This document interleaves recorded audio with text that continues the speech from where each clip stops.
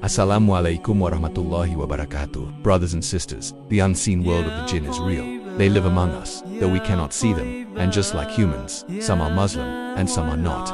Today's story is a true and astonishing incident from Masjid Nabawi in Medina, the blessed mosque of Prophet Muhammad, where a jinn entered, listened to the words of Allah, and eventually accepted Islam. Stay with me till the end, because this story is not just about the jinnat, it's about the power of the Qur'an and how it transforms hearts, seen and unseen. Before we dive into the story, let's remind ourselves Allah tells us in the Quran that jinn are created from smokeless fire. Surah Ar-Rahman 55-15. They live in a parallel world, unseen to us, but they can see us.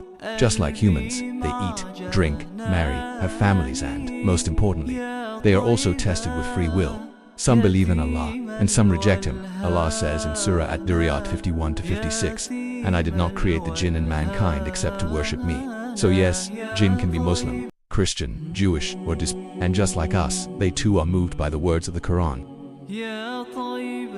This particular story took place years after the Prophet, during the time of the righteous generations. One night, inside Masjid Nabawi, a small group of worshippers were reciting Quran in the last part of the night. The atmosphere was calm. The soft recitation echoed through the pillars of the blessed mosque. Unknown to them, a jinn had entered and was listening closely. Unlike evil jinn who whisper mischief, this one was curious. His heart trembled at the sound of the Quran. Suddenly, the worshippers heard a strange, echoing voice. These words, "They are the truth. This is not poetry. This is not magic. This is the word of Allah." They froze who was speaking. There was no one else visible in the mosque. One of the elders among them calmly said, "Who are you? Show yourself." The voice replied, "I am from the world of the jinn. I used to follow falsehood, but tonight, hearing the Quran in this blessed mosque, my heart is opened. I wish to accept Islam." Imagine, brothers and sisters, the Masjid of the Prophet, where humans enter to embrace Islam, now becoming the place where even a jinn takes the Shahada. The worshippers, with awe and humility, taught the jinn the words of the Shahada.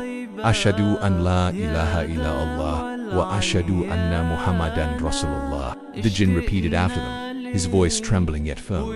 At that very moment, the unseen world had a new believer. One of the men recited Surah Al-Jinn chapter 72, where Allah tells us of jinn who heard the Quran and declared, "Indeed, we have heard an amazing Quran. It guides to the right course, so we have believed in it." Quran 72-1-2. The jinn responded with tears, "Yes, those were my people, and tonight, I too join them in Islam." Dear brothers and sisters, what does this story teach us? The Quran is universal. It is not only guidance for humans but for all creation, including the jinn.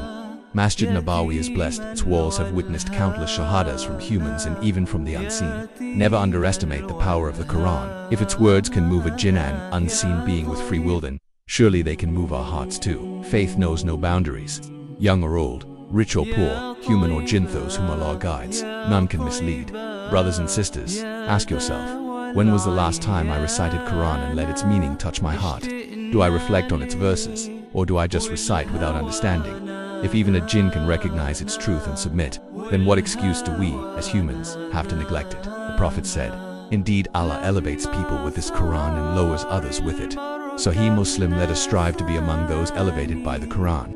This true story of a jinn accepting Islam in Masjid Nabawi is a reminder that Allah's guidance reaches every corner of existence. May Allah fill our hearts with the Quran, guide us with its light, and make us firm in faith, just as He guided that jinn on that blessed night. SubhanAllah wa bihamdihi.